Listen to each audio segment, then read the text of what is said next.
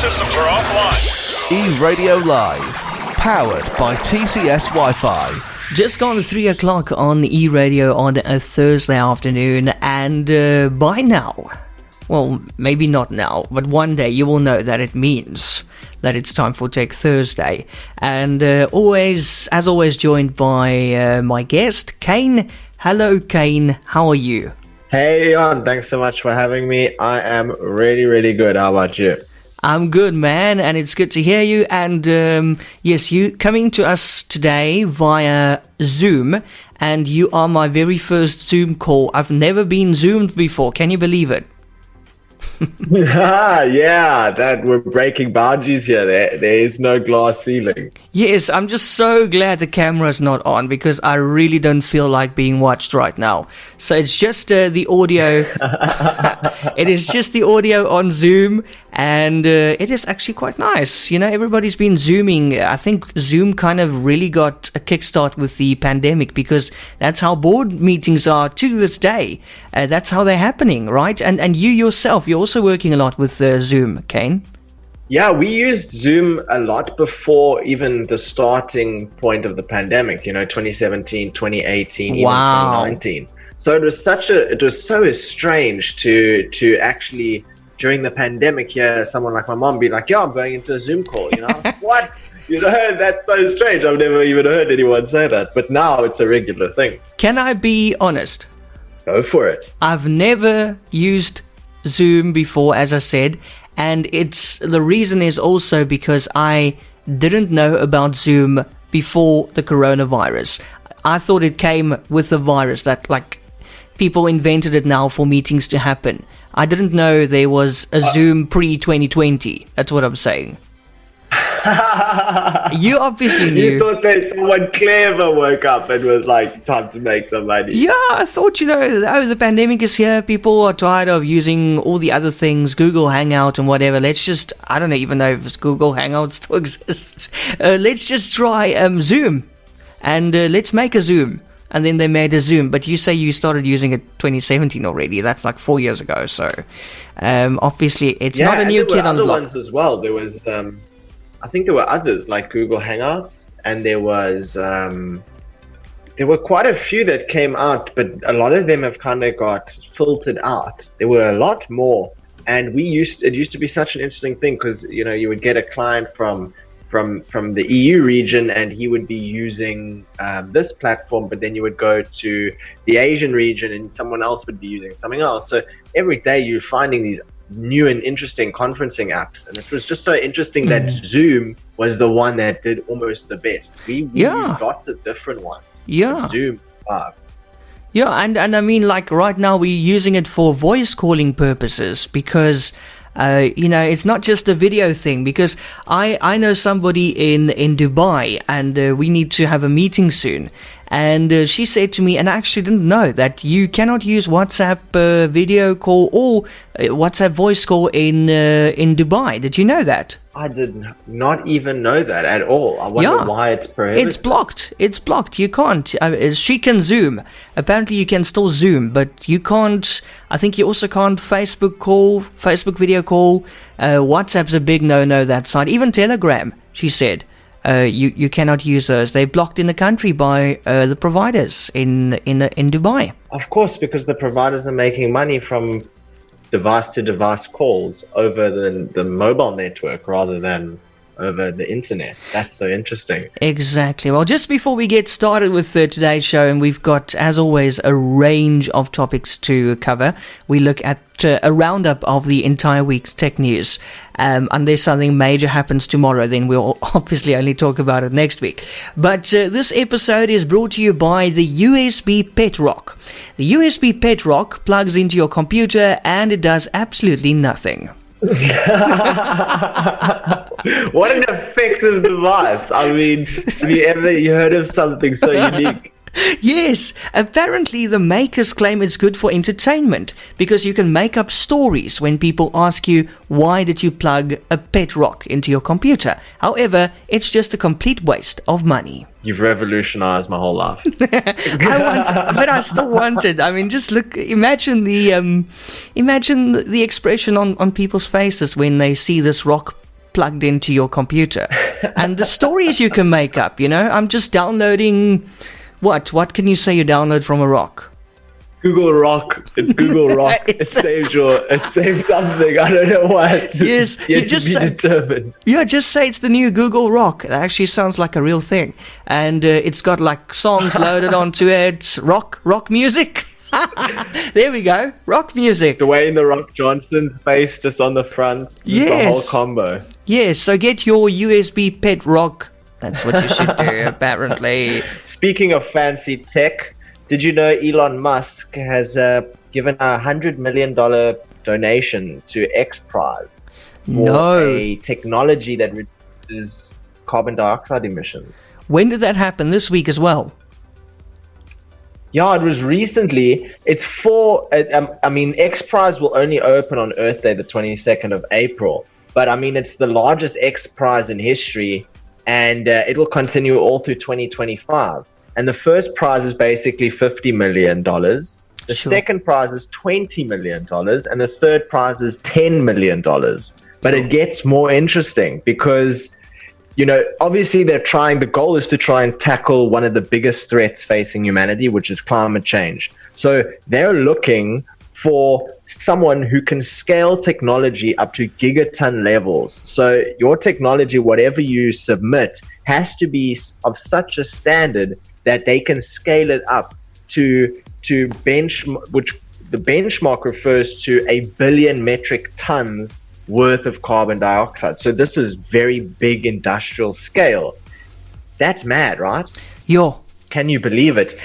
And 25 groups of students will basically be given $1 million to go and put their technology or idea into motion and test it out. And obviously the best performing groups will then go ahead and win the big prizes. And it will absolutely revolutionize the industrialization era. It's going to be crazy.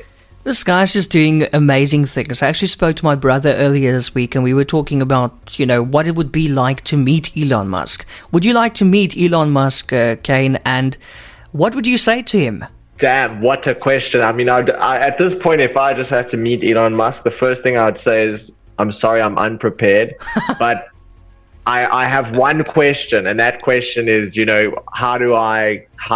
what should I put my time and my energy into? Because that guy's always had a way of getting involved in things before we saw how they would revolutionize or disrupt the current economy or marketplace. And we're looking at things like PayPal revolutionizing the banking economy, Tesla revolutionizing alternative means of energy to power your car.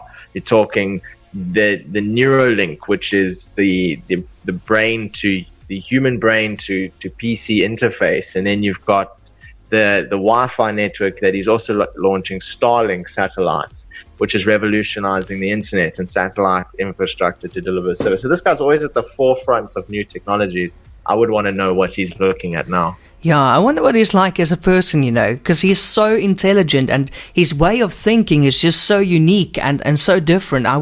It would be hard to I don't even think it is possible to get on his level, but it would be hard, you wouldn't really know where to start with conversations. I think for me, it would just be safe to just pass out, when I meet him. Make like a possum and act dead. Yes, I'll just roll over and play dead. Yeah, I think that's a safer option. But now that you mentioned his satellite, what's it called? The Starlink high-speed, low-latency satellite broadband service. Apparently, Starlink is targeting coverage in South Africa, like full coverage, next year, 2022, with availability being limited. They're looking at more like the remote locations, but orders will be fulfilled on a first-come, first-served basis. You also need to put down a deposit of, now when they said a deposit, I was like, what, your house price? But no, 1,500 Rand. That's not too bad. 1,500 Rand deposit to... I would pay that. Yeah, and then you've got, Starlink, high-speed, low-latency satellite broadband service. Now, I don't know, what's the difference between that and normal internet? Can I go to space using the internet or what? I think that's a very good question. And traditionally, we have had satellite internet before. And that's where, you have a dish or some sort of device in your house or on top of your house that transmits a signal to a satellite. And then that's how you're basically achieving communication to a ground data center. And I think Starlink is doing something very similar, but there's also a lot of network infrastructure which is in the orbiting side of the satellite. So there's not just one, there's many. And in that network infrastructure, you can do things that we would traditionally probably not think of doing or see before. I mean, one thing that we can do today is if you have a group of people in your house that are all watching Netflix and you feel that, let's say, maybe it's a larger circumstance. Let's say there's a hostel of 150 kids and all of them could be watching Netflix, and there's a high likelihood that the same show will be watched by different people at different times. So you set up like a little data cache that basically once someone watches a show on Netflix, it's saved offline, so to speak. And when someone else later on wants to watch it, it's served to them. And if you can do that via Starlink satellites, you can reduce broadband use quite a lot. And for gamers, it's also quite useful because gamers are always fighting latency. They want to try and strive to get the best possible latency that they can. And if you're talking about Starlink satellites having very good low bandwidth connectivity, if it's fast, then effectively, you could have a person in Africa, a person in Europe, a person in USA that are all gaming at the same time connected to one network.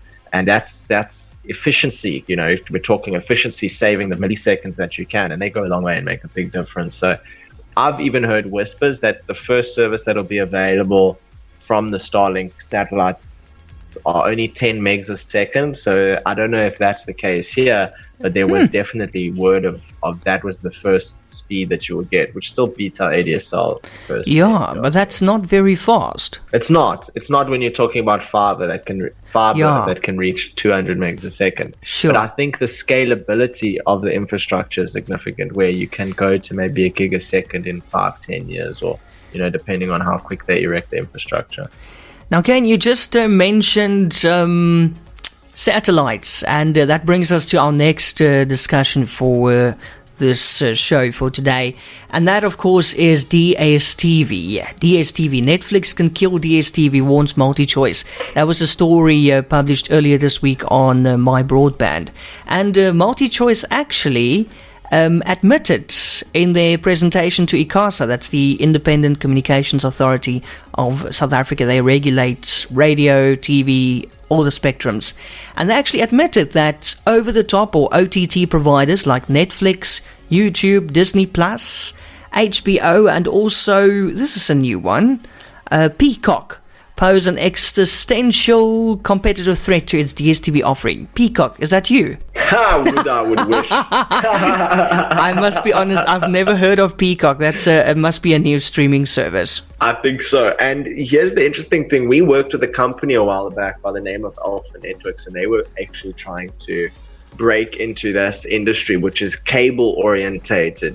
The cable orientated industry, which is cable TV. And it's when I learned about it, I was dumbstruck at how little you can actually get from it. For example, Netflix isn't a good example, but someone who's having a streaming a series on YouTube, for example, can understand view duration. They can understand concurrent viewers. They can understand geographics. They can understand demographics such as age and gender and interests, and they can determine a lot more about the person watching and how long they watched for and things like that. Whereas cable companies, it's just they can kind of tell what channel your decoder switched to. And I don't know about you, but I sometimes leave my TV on weird channels. Like it can be on news. It doesn't mean I'm watching it the whole time. Yeah. So it's very inaccurate, and I'm surprised. I don't know how they're going to hold on, how they're going to clutch it.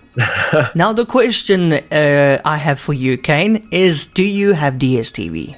I haven't had it in about a year or two, to be honest. And your friends and family, when last did you see somebody with a dish? Okay, the dishes are still up. Let me ask you, when last did you see somebody with a decoder that's still working and they're watching from that decoder? I know that my mom and them in their house, they have DStv and they watch it. And also anytime that we're dealing with any kind of property rental, the DStv, those units always have DStv on. But for my own personal use, you're talking, south of like 7 to 9 Netflix subscriptions just to get DStv. Yeah, exactly, man. It's too expensive. It's really expensive. The big thing I'm seeing right now, and I mean, we obviously did a lot of research into streaming media here, especially here in South Africa, before we launched eRadio. And the main thing is people are swapping those dishes for streaming services, and that's why DStv also released these new options that you can stream DStv on your TV. Your decoder's got internet accessibility, whether it's through the modem that they sold separately, that was the USB modem, or you can just plug your router in with one of those normal internet cables. But basically they know that you should be online, and that's why Netflix is built into their new into their new decoder. That's interesting. And Jeff Bezos once said that if you have a goal for what you want your business to do, and for DStv that goal would be to provide entertainment to viewers for a subscription-based service, your goal has to be flexible in the 21st century. And if you look at someone like Musica, who just kind of pedaled away at trying to get away with keeping very physical, it doesn't work. You have to evolve with the times. Whether you're a big business or a small business, you can't try and sell old tech. It doesn't work. Many have tried. eBay's got that sorted. You can't do anything with that kind of stuff. So if DStv doesn't evolve, they will eventually die, because there's even so little control with cable. I mean, if you think about it, you need a PVR decoder, which is just a hard drive in a box essentially, to record for you if you want to pause or rewind or do anything that is coherently easy to do on a streaming service. It's evolved with that right now. The only difference is it's coming through satellite and not streaming. But now, as I said, they're offering you these streaming options. You can actually buy their bouquets, their packages, and just use them as a streaming service. Watch them on your laptop or even on your smart TV by downloading the DStv app, which is available in all the app stores. So I would assume that anything that they stream, anything that they provide a viewer with the ability to watch on cable, they have viewable on their online streaming service. Exactly, yeah. And, the main thing, I think, they're obviously trying to evolve, as you said, by incorporating Netflix into their decoders now, or PVRs, because they know that if you can't beat them, join them. So they're saying, okay, we can't beat Netflix. There's no way. In terms of content licensing, and also the price. So let's just build them into our decoder and give people kind of like, we'll be the main attraction and we'll be home to all these services. I think you can add Amazon as well into your decoder along with Netflix, but they still want you to have DStv. They just want to make it a one-stop shop, basically, you see. But I'm skeptical about it. I mean, because what is that going to change with regards to their content? Because let's face it, ultimately DStv will be killed by its repeats. Yeah, and luckily on the streaming side of things, I don't think you experience those repeats. But where the problem, I think, for me really comes in is in usability. For everything that Netflix has to buy in terms of licensing, so would DStv, and everything Showmax has to buy, so would DStv. Unless they partner and then they can provide each other's content. But then you have Amazon Prime, who would also have to do a partnership. So the user has to decide, sure, how many subscriptions do I want to actually be able to watch TV? It's an industry, I think, which is going to adapt very quickly. And it's not, I think in 3 years, 4 years from now, we're going to be looking at the same kind of setup. Yeah. Because we can't. If no one can afford to pay 5 subscriptions for TV service, this doesn't work. Not even a couch potato watches that much TV, I'm telling you. But very, very interesting, Kaine. It's going to be interesting. I mean, you right now, we recently viewed a lot of properties as well. And when you get to the places, sometimes they're still occupied. And you see a DStv dish outside. But inside, the owners have switched to, media boxes, smart TVs, the streaming options, of course. The dish is still on the roof only for the reason of them not removing it yet. But they will remove it eventually, exactly. Like we removed our old TV aerials. Remember the old TV aerials looked like a braai grid on your roof? Those are taken down slowly but surely. Some of them are still there. Some of them are still there, yes. I've seen that. That's quite interesting because they're completely useless now unless you want to braai on them. Completely useless. You can use it as a clothing rack. And that's going to be the case with the DStv dishes. People will use them to fry sausages. Have you ever had a DStv dish wok? Well, now you will have one. It's so interesting, but yeah, it's going to be interesting to see what's going to happen over the next couple of days, or weeks, or months. That we could see some big changes. But right now, I think the only thing that's keeping people on DStv is the sport, because they've got like monopoly when it comes to sport licensing and broadcasting sport on Super Sport. But if people find alternatives, and I know for a fact you do get alternatives, if they find it and it is accessible, it's going to be bye-bye. Yeah, absolutely. You got to fear the alternative. And in actuality, speaking of alternatives, and we just touched on Elon Musk, speaking of an alternative to Volkswagen and all of that, we're talking Tesla. They just bought $1.5 billion worth of Bitcoin as part of their. Oh. They announced them they released the announcement in their annual report, which is insane. That's a lot of Bitcoin, Kaine? It's a lot of Bitcoin, and it's the only other time we've heard about a company, a big purchase of Bitcoin such as this, was by a software developing company called MicroStrategy Incorporated, and they bought about $425 million worth of Bitcoin. And the reason Elon Musk says that the company has done it, Tesla decided to do it, is number one, their investors, or at least the board, has decided that they're going to restructure some of their investment mechanisms, and also they're considering or they foresee Tesla's being purchasable with Bitcoin in the near future.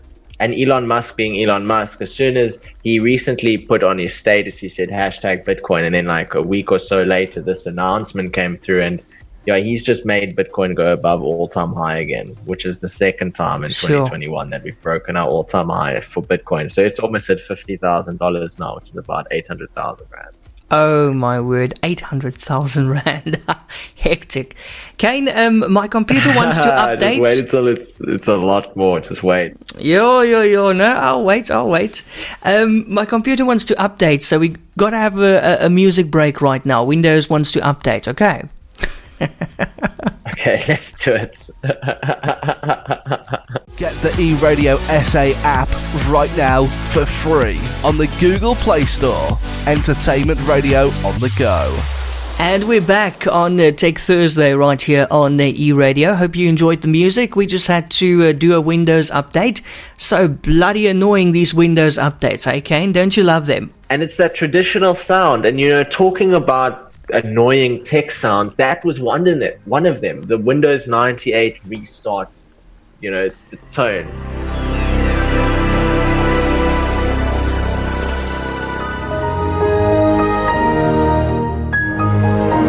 Do you remember that? Yes, I do. When it shuts down and also when it comes back on. But as we said last week, one of them is the internet dial-up tone. In the 90s, was it the 90s, late 90s, when you got those M-Web dial-up boxes. and you couldn't use the phone because the internet completely occupied it. And then you had this dial-up tone, and it was screaming. It was this high-pitched scream right through your house just to open one bloody email.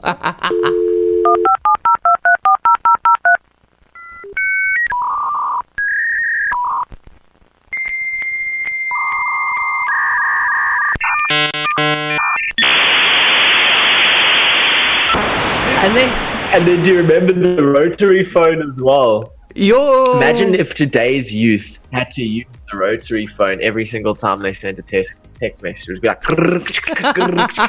yes. It would be non-stop. You would walk in the bus and that's all you would hear. It just like sounds like 1,000 people trying to use a typewriter. No, that would be awful. But those phones were so cool. I actually used it once. We still had one when I was like extremely small, like what was it, 3, 4, maybe 5. I remember that phone really well. But that Some was people just keep it as antiques now. Yeah, but it was nice. But you couldn't dial someone really quickly. Oh yeah, no, I didn't even know how to operate them when I was a child. Like someone was trying to show me how to use it, and I pushed the opt-out button. Yeah, it's just so much easier when you're using buttons, isn't it? Speaking of making things easier, TikTok users will soon be able to buy goods in the app. So have you ever seen those traditional TV shopping channel ads, where they're like, call this number to buy now? Are you talking about Verimark infomercials? Oh yeah, do you remember those Verimark infomercials? Those were hilarious, actually. But wait, there's more. There's more. Isabel Jones. I remember it so well. You have no idea. Listen on, I remember those. And did you know that type of shopping is extremely popular in China? In fact, that they have a day of the year where they make the most money. Shops and stuff make the most money via these traditional TV shopping channels, and they make huge sales. So what TikTok is doing, and it naturally being a Chinese type of app, is they're actually integrating this sort of environment or this type of functionality into their application. So if, for example, you're watching an influencer, you can buy a product that they advertise right while you're watching them, and they're going to get commission, or you're going to get a company that displays like entire catalogs, and you can purchase things off of it while there's a live kind of infomercial style video playing. I think it'll be quite cool. I think it's really trendy. I would actually like to buy things like that if we're talking, imagine like a 70% off sale, and this thing is going only like 50 units for each thing, but it's dirt cheap. I mean, I'm going to be in there. I'm going to be buying. I'm going to be having fun with it, Yeah. And TikTok is a bit like that. It is actually, yeah. You can do anything on there anyway. And with the influencers, what they say goes. Absolutely. And they're already people who are selling things on TikTok. They're marketing products on it. Sure. They're selling it. I'm not surprised, I'm not surprised. 60-second ads. Oh, okay, well, that's fair enough. Getting back to South Africa quickly, Telkom has released a market update, and there's a big decline in fixed broadband subscribers. The company revealed that there was a massive decrease. It declined from 738,840 people at the end of 2019 to, that was the 31st of December. A year later, on the 31st of December 2020, they had 617,047 customers left on their broadband, so using ADSL. But I know that they kind of doing away with those lines now in the areas where it's possible. If there's fiber, basically they closing down the, what do you call it, the exchange. The ADSL exchanges, very interesting. Yes, because of the fiber, so they're no longer necessary. So you're kind of forced to move over to fiber, but that's only in the areas where they have it. I mean, here in the Garden Route in Sedgefield, they don't have fiber yet, in the residential areas. So those people are still using ADSL. And it is actually quite nice. I spoke to somebody who's still using it, and he said to me, the nice thing is it's not so congested anymore because a lot of people are using alternatives. So now they've got the ADSL network to themselves. in terms of bandwidth. And those ADSL connections were always terrible. So the people that still have them, as everybody's kind of phasing off of them, are going to actually have the best service. Yeah. Until they discontinue. Until they just crumble, because those lines apparently are really, really screwed. Like, erosion and all that kind of stuff that's happening to it. And, another really nice tech story from South Africa is, we all know the app. I'm sure you've got it on your phone right now, Kaine. Eskom Push. I have it, yeah, I know I have it, and I installed it about a year ago, I think. Yes, you got to be so careful when you say that name and you're Afrikaans, like me. But really, I've several times I almost said something differently. The popular load shedding app now they reached 2.2 million users. Can you believe it? It kind of boosted recently by the multiple bouts of load shedding, like we had this week already. A lot of people downloading it. 2.2 million users. The app is free of charge, and it was launched back in 2015, 6 years ago, by creators Dan Wells and Herman Maritz. These guys just decided, listen, there's a tool needed to inform people, and I really respect them for basically sitting there, drawing up the schedules provided by municipalities so that we know when the power will go off. Yeah, there's definitely some manual labor going on there, eh? Absolutely. Apparently, My Broadband asked Maritz how they managed to keep the schedules up to date, particularly with regards to how municipalities in Eskom have abruptly changed these in recent weeks. And he said, we rely on users reporting issues with the schedule and then us sourcing them on the municipality websites. Now listen to this. This is hard work. Dan then spends a lot of time mapping them manually to Google Sheets and then loading them into the system. That must be a lot of work. Yeah, absolutely a lot of work. They've definitely narrowed down that process, I think, over the last few years to something that's more manageable, but I think it is very strenuous. I'd take my hats off to them. Absolutely. I use that app. Yeah, same here. And they actually didn't make any money. I don't think they're actually making any money right now. They've got like a small Google ad, I think, appearing on the app, and that just kind of pays for the servers. Because can you imagine 2.2 million users on a server? Yeah, I can imagine it's quite heavy, but I mean, did they specifically say they don't make any profit from it? Yeah, I read an interview. Well, that was not a recent interview, but they said, they didn't make any money off it. And then later on, they just added a Google ad on it just to cover the costs of the servers.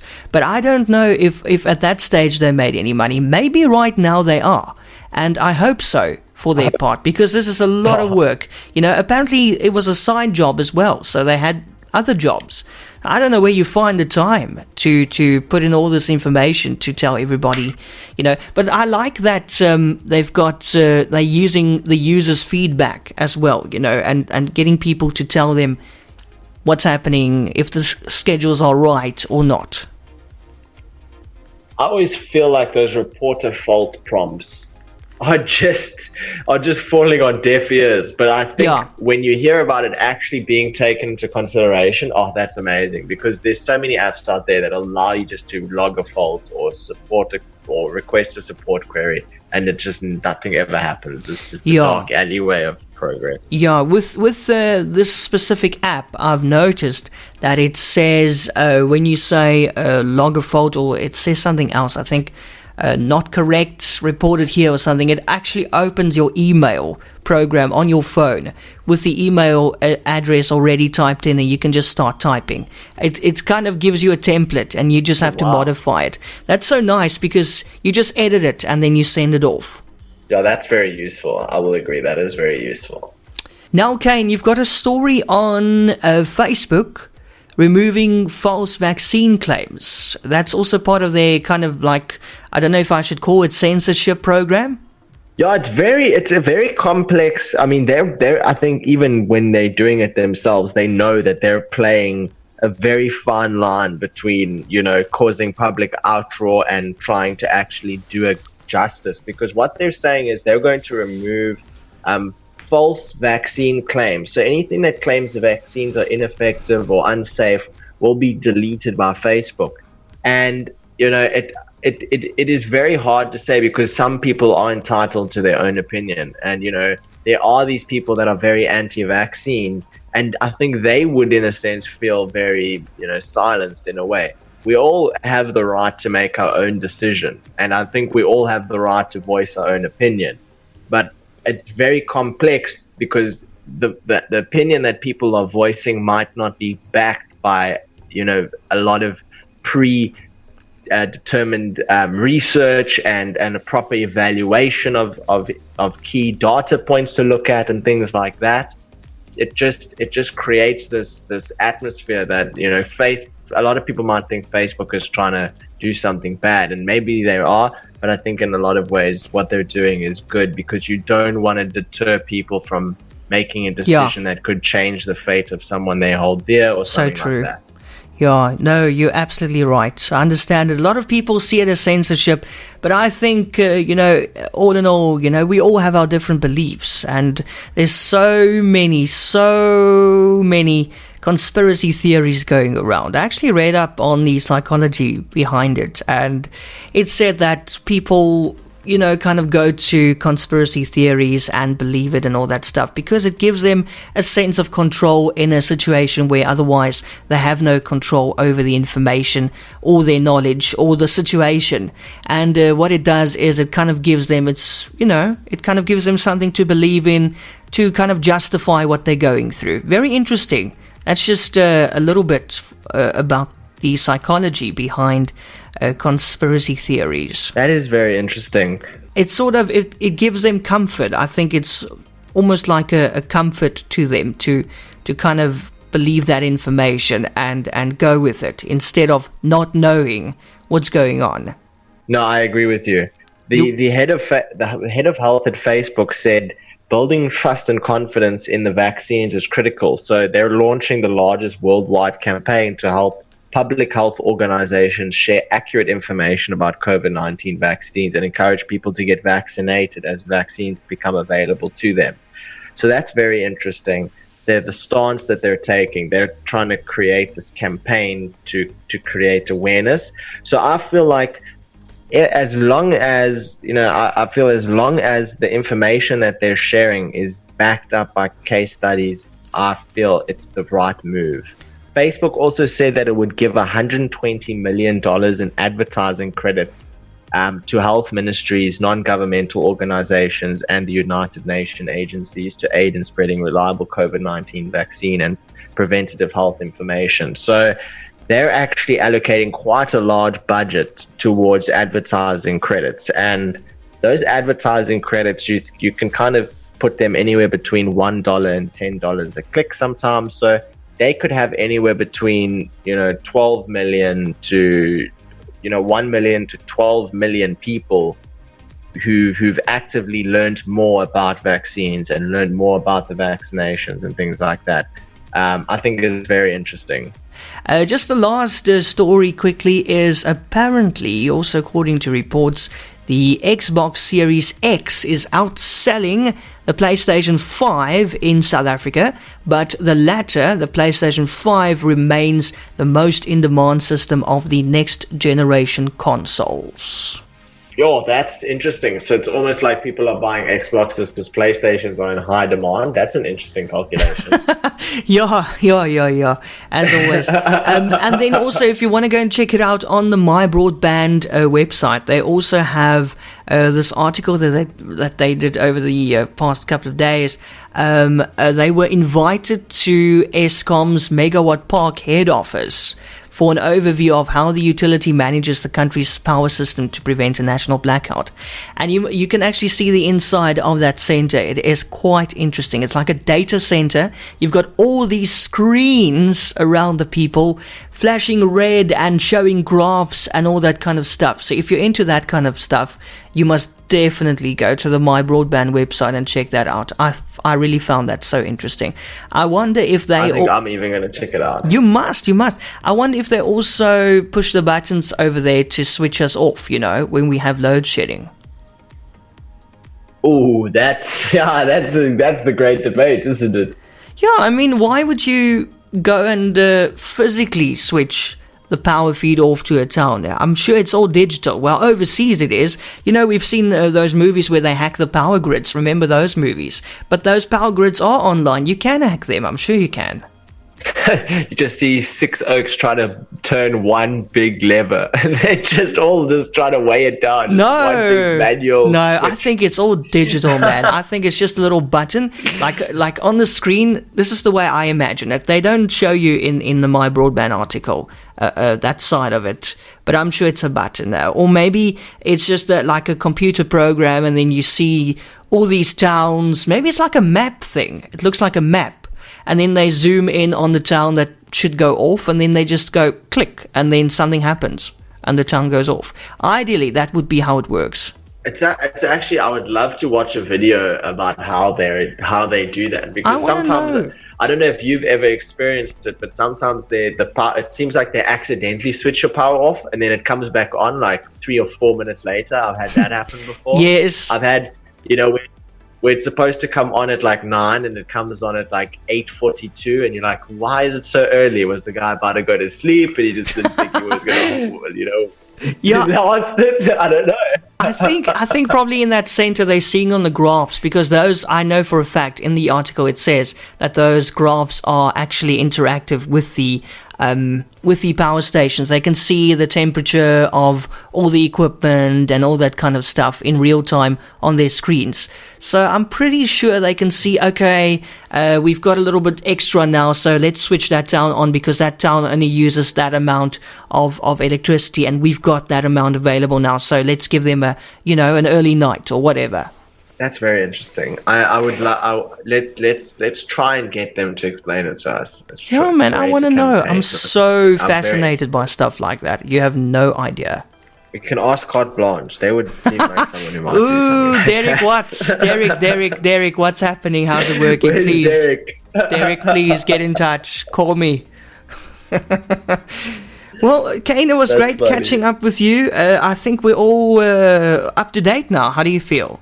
Yeah, no, absolutely. And thanks so much for having me. I think it's such a welcome experience coming on the show, because in a way I'm staying up to date as well as everyone else, and we can actually have like a good discussion about it. Just lastly, how are your YouTube plans coming along? When are we seeing you back on the small screen? Ooh, it's happening real soon. We actually got videos that we're busy developing and things like that now. A bit of a series that's worth watching, which is going to be very interesting. I would definitely recommend keeping an eye out for it. We're a bit behind our development schedule, but I mean, it's all good quality content. I'd be very excited. I can't wait. When it's ready. I can't wait. Do you want to end off by just saying who sponsored this episode? I'm putting you on the spot. Where would we be without our universal 24/7 USB rock? I mean, we wouldn't be anywhere without that. We're basically holding the whole studio together. It's the glue by which we live by. Oh man, you're so funny. Yes, thank you. Big thanks to the USB Pet Rock for making this episode possible. The USB Pet Rock plugs into your computer, and guess what it does? Absolutely nothing. Available right now. Buy it. Where? Very good deal. Where can we get it? Musica. It's hard. It's almost sold out everywhere you go. It's very, very difficult. Do you get it? If you do find it, do you get the pun there? It's hard. It's hard. You have to order it online. It's hard to get. It's really hard. That one. It's really hard to get the Pet Rock. But yeah, it's quite interesting. So big thanks to the USB Pet Rock for making this episode possible. Kaine, until next week. That's so funny. Look. Until next week, Thursday afternoon between 3 and 4 right here on eRadio. Hope you're going to have a super rest of your week and weekend. You too, and thanks so much for having me. Cheers. Bye-bye.